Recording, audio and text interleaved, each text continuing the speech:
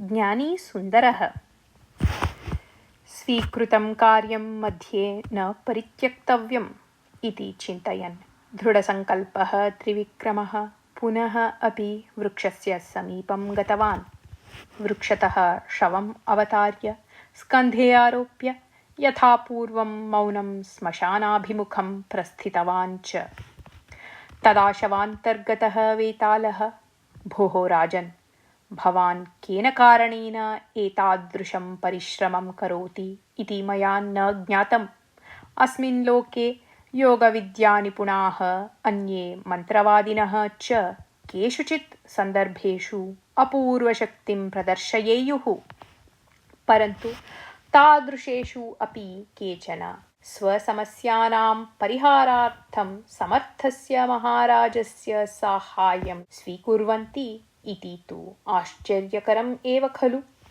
स्वसमस्यायाः परिहारार्थं कश्चित् योगी मन्त्रवादी वा भवन्तम् आश्रितवान् तु न स्यात् खलु।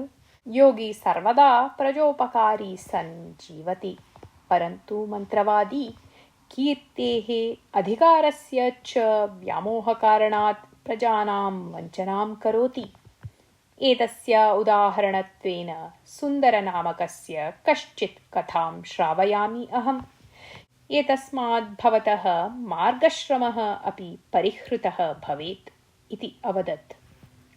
अनन्तरं वेतालेन कथा आरब्धा। बहुभ्यः वर्षेभ्यः पूर्वं मगधदेशस्य धर्मपुरीनामके ग्रामे सुन्दरसुरेशनामकौ प्रतिवेशिनौ वसतः स्म। सुन्दरः धनिकः आसीत्, तस्य परिवारः अपि न आसीत्। ग्रामे बहूनां साहाय्यं कुर्वन् उत्तमं नाम प्राप्तवान् आसीत् सः।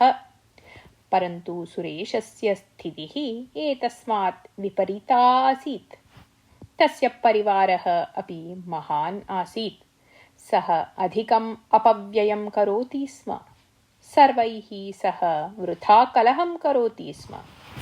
स्वस्य हानिः भवति चेदपि चिन्ता नास्ति, परन्तु अन्येषां लाभः कदापि न भवेत् इति सः चिन्तयति स्म। प्रतिवेशिनः तृप्त्या न जीवेयुः इति तस्य भावना आसीत्। सर्वेषां दृष्ट्या सः दुष्टः आसीत्।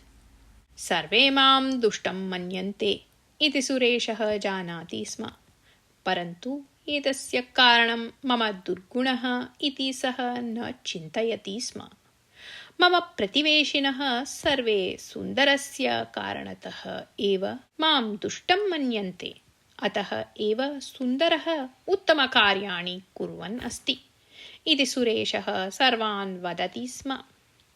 अथ कदाचित् सः ग्रामप्रमुखसमीपं गत्वा उक्तवान्, मम महान् परिवारः अस्ति, अतः समस्याः अपि अधिकाः एव। समस्याः विस्मर्तुम् अहं मद्यपानं करोमि। दानं कर्तुं धर्मं पालयितुं वा मम अपि इच्छा अस्ति, परन्तु अहं निर्धनः। सर्वैः सह उत्तमव्यवहारः करणीयः इति ममापि इच्छा अस्ति, परन्तु मनसि खेदः अस्ति इति कारणतः कलहं करोमि। एतत् सर्वं सुन्दरः जानाति चेदपि मम साहाय्यं न करोति सः। मम कष्टपरिहारः यदि भवेत् तर्हि अहं सज्जनः भवेयम्। तथा भवेत् चेत् सुन्दरस्य हानिः, अतः सः मम सज्जनत्वं सर्वथा न इच्छति इति। एतस्मात् सः प्रमुखः आश्चर्येण, भवान् उत्तमस्वभावं प्राप्नोति चेत् सुन्दरस्य का हानिः भवेत् इति सुरेशं पृष्टवान्। तदा सुरेशः अङ्गारस्य पार्श्वे स्थितं भस्म अपि कौमुदी इव प्रकाशते। निरस्तपादपे देशे एरण्डोऽपि द्रुमायते। यत्र पण्डितः नास्ति तत्र कानिचन अक्षराणि यः जानाति सः एव पण्डितः। सुन्दरेण किम् उत्तमं कार्यं कृतम् अस्ति, यत्किमपि अकृतवान् मादृशः प्रतिवेशी अस्मि इति कारणतः सः गौरवं प्राप्नोति। अत्र अन्यत् किमपि कारणं नास्ति इति उक्तवान्। एतत् वचनम् उचितम् इति भावितवान् ग्रामप्रमुखः। एतत् वचनं सर्वेषां द्वारा सुन्दरेण अपि ज्ञातम्। सुन्दरः झटिति एव ग्रामप्रमुखस्य समीपम् आगतवान्। सः ग्रामप्रमुखम् उक्तवान् यत् ग्रामस्य अन्यान् प्रमुखान् सुरेशं च आह्वयतु इति। यदा सर्वे आगताः तदा सुन्दरः सुरेशं पृष्टवान्, वर्षे भवतः आयः कियान्, व्ययः च कियान्, भवान् कियन्तं ऋणं कृतवान् इति। तदा सुरेशः, मम प्रतिवर्षम् आयः 100 रजतनाणकमितः, व्ययः च 300 रजतनाणकमितः, 1000 रजतनाणकात्मकं ऋणम् अपि अस्ति मम इति उक्तवान्। एतत् श्रुत्वा सुन्दरः ग्रामप्रमुखम् उक्तवान्, स्वामिन्, एतस्य सुरेशस्य ऋणपरिहारम् अहं करिष्यामि। मम तु प्रतिवर्षं 1000 रजतनाणकपरिमितः आयः अस्ति। मम सम्पत्तिं भवते अर्पयामि। ततः प्रतिवर्षं भवान् 500 रजतनाणकानि सुरेशाय ददातु। इतः परं वा सुरेशः दुर्गुणं त्यक्त्वा परोपकारकार्यं करोतु। एतत् एव मम निवेदनम् इति उक्तवान्। एतस्मात् आश्चर्यचकितः ग्रामप्रमुखः, अन्येषां वचनं श्रुत्वा भवान् एतादृशं निर्णयं मा स्वीकरोतु इति यावत् उक्तवान् तावता सुन्दरः मध्ये उत्थाय, अहं बहुवारं सुरेशस्य साहाय्यं कृतवान्, परन्तु मम विषये सुरेशः एव अपप्रचारं कृतवान्। वस्तुस्थितिम् अहं वदामि चेदपि तत्र कोऽपि न विश्वसिति। सुरेशः दुष्टः इत्यत्र नास्ति संशयः। अस्माकं समाजे दुष्टस्य वचनस्य एव मौल्यम् अधिकम् इति एतस्मात् ज्ञायते। सुरेशः स्वस्य दुष्टत्वं स्वयम् एव अङ्गीकृतवान् अस्ति। तस्य कारणम् अपि तेन उक्तम्। मद्वारा सः सज्जनः भवति चेत् मम सन्तोषः एव, अतः एव एतादृशं कुर्वन् अस्मि इति उक्तवान्। ग्रामप्रमुखः सुन्दरस्य वचनं श्लाघमानः, सुरेशस्य उन्नतिनिमित्तं भवता सूचितः मार्गः उत्तमः एव। इतः परम् अपि यदि सः सज्जनः न भवति तर्हि तस्य योग्यता का इति जनैः स्वयं ज्ञायते। परन्तु भवतः सम्पत्तेः अर्धभागः सुन्दराय दीयते चेदपि अपरः अर्धभागः मदधीनः एव तिष्ठति खलु। तत् उपयुज्य भवान् अत्रैव स्थित्वा सुखेन जीवनं करोतु इति उक्तवान्। तदा सुन्दरः, यदि अहं तस्य पार्श्वगृहे निवसामि तर्हि सर्वे आवयोः तोलनं कुर्वन्ति, अतः सः उत्तमं नाम न प्राप्नोति। अन्यच्च मम लौकिकजीवने आसक्तिः नास्ति, अतः एव अहम् एतं ग्रामं त्यक्त्वा अरण्यं गमिष्यामि। तत्र मुनीनां सकाशात् ज्ञानार्जनं करिष्यामि च। मम अवशिष्टायाः सम्पत्तेः उपयोगं ग्रामाभिवृद्धिनिमित्तं कुर्वन्तु भवन्तः। एषः एव मम अन्तिमः निर्णयः इति वदन् अनुक्षणम् एव आवश्यकं पत्रं लिखित्वा ग्रामप्रमुखाय दत्तवान्। ग्रामतः प्रस्थितवान् च।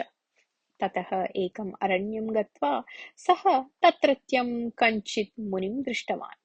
मुनिः कांश्चन प्रश्नान् पृष्टवान्। सुन्दरः यथायोग्यम् उत्तरं दत्तवान्। अनन्तरं सः मुनिः उक्तवान्, वत्स, बुद्धिमान् मानवः मार्गद्वयम् अन्विष्यति।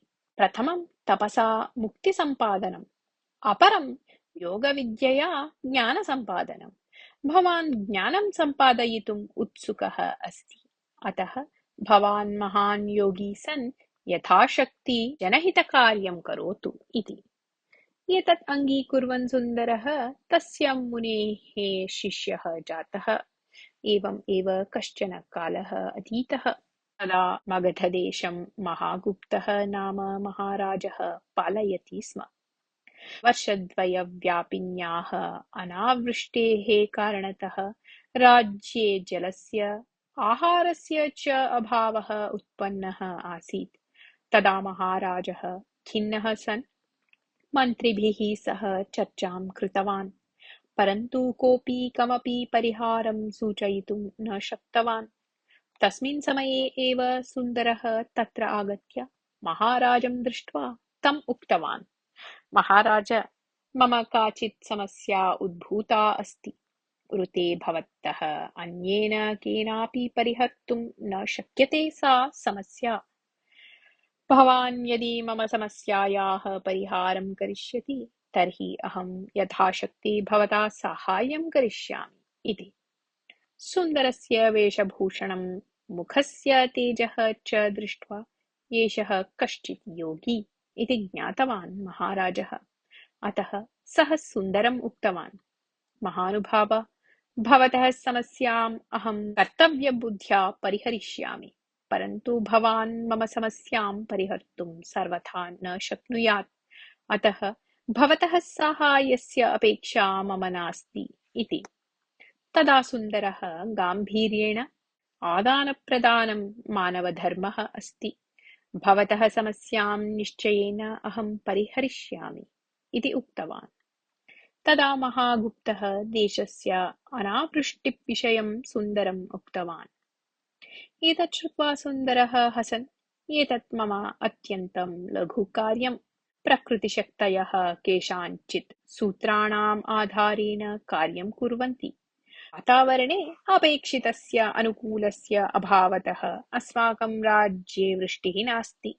केचन मन्त्राः उच्यन्ते चेत् तेषां प्रभावस्य कारणतः वातावरणे अनुकूल्यम् उत्पद्यते। तदर्थं प्रशस्तं स्थलं द्रष्टव्यम् इति उक्तवान्। एतस्मात् आश्चर्यचकितः महागुप्तः, मम राज्ये यदि भवतः कारणतः वृष्टिः भविष्यति तर्हि भवतः कनकाभिषेकं करिष्यामि इति उक्तवान्। सुन्दरः किमपि उत्तरम् अदत्त्वा किञ्चित् कालं यावत् नेत्रे निमील्य, रथः सिद्धः भवतु, शिवपुरग्रामे एतं यज्ञं कर्तुम् अनुकूलं स्थलम् अस्ति, तत्र गच्छाम तावत् इति उक्तवान्। रथः सिद्धः अभवत्। तस्मिन् रथे सुन्दरः, महागुप्तः च उपविष्टवन्तौ। सुन्दरस्य आदेशानुसारं महागुप्तः निरायुधः आसीत्। रथः अग्रे प्रस्थितः। किञ्चित् दूरं रथः यदा गतः तदा अश्वौ आक्रोशनं कुर्वन्तौ तत्रैव स्थितवन्तौ। तद्दृष्ट्वा सारथिः भयेन, प्रभो, अग्रे व्याघ्राणां समूहः एव अस्ति इति उक्तवान्। सुन्दरः महागुप्तः च अग्रे दृष्टवन्तौ। किञ्चित् दूरे एव 12 व्याघ्राः स्थिताः आसन्।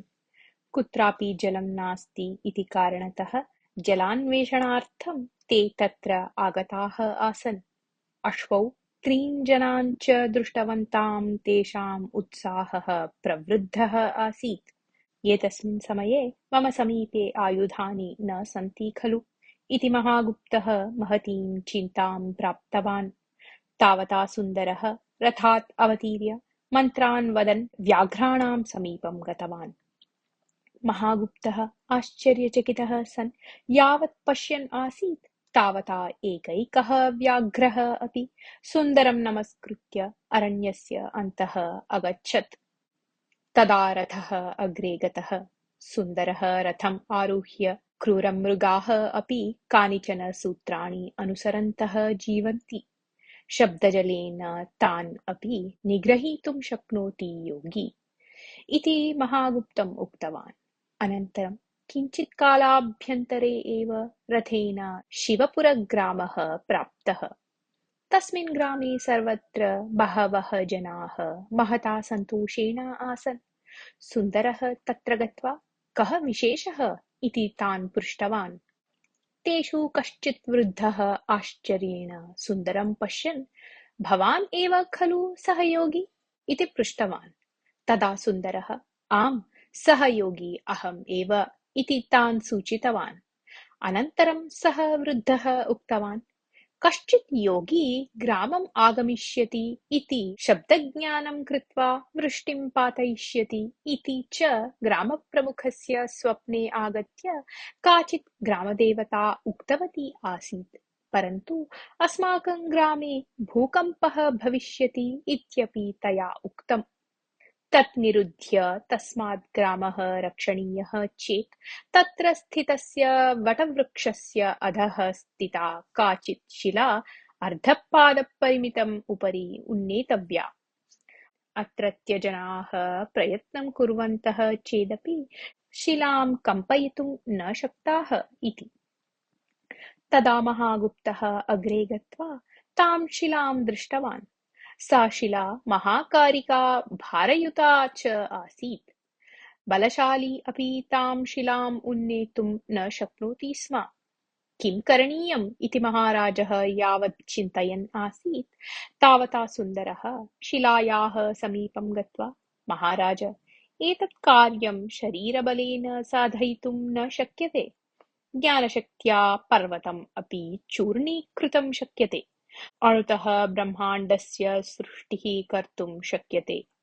अहं ज्ञानशक्त्या एतां शिलाम् उन्नयामि इति वदन् कांश्चन मन्त्रान् उच्चारितवान्। अनुक्षणम् एव शिला अर्धपादपरिमितम् उपरि गता। ग्रामस्थाः सर्वे अत्यन्तं सन्तुष्टाः। अनन्तरं सुन्दरः शब्दज्ञानं कृतवान्।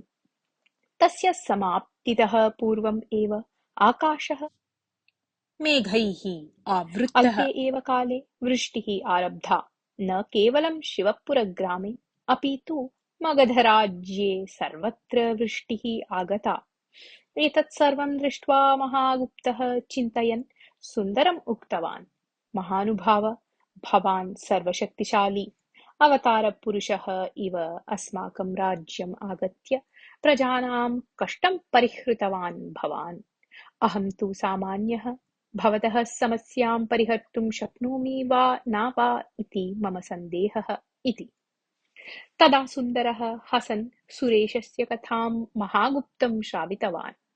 अनन्तरम् उक्तवान् च, योगिना सता अद्भुतशक्तिः सम्पादिता मया इति यदि सुरेशेन ज्ञायेत तर्हि सः मम आश्रमम् आगच्छेत्। योगविद्यां पाठयतु इति तत्र मां पीडयेत् च। योगविद्यासम्बन्धानि बहूनि रहस्यानि अहं गोपितवान् अस्मि। मया अपि इतोपि अधिकानि रहस्यानि ज्ञातव्यानि सन्ति।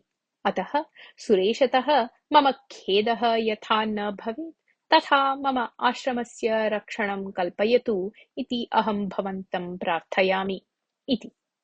एतत् श्रुत्वा आश्चर्यचकितः महागुप्तः, व्याघ्रादीनां क्रूरमृगाणां नियन्त्रणं लीलया कर्तुं शक्नोति भवान्। शिलाः अपि उन्नेतुं शक्यते भवता।